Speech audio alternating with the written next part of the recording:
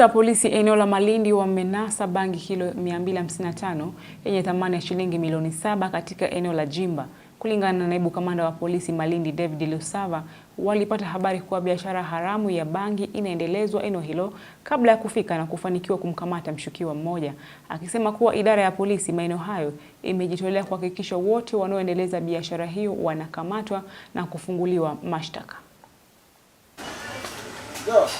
Hivi leo kufuatia habari kutoka kwa wananchi kuhusu activities ambazo zilikuwa zinafanyika katika nyumba moja ile eneo la Jimba, maofisa wetu walienda kule na ndio wakafika pale wakaweza kupata bangi hii ambayo mmeona tumeweza kuikamata hapa.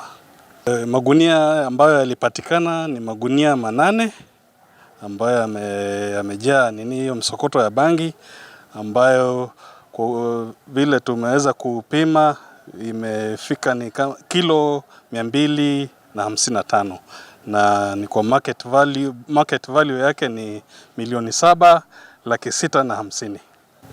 Ya tulikuwa tumepokea intelligence reports kuhusu mambo haya ya uuzaji wa haya madawa katika sehemu hiyo, na ndio unaona tumeweza kufanikiwa.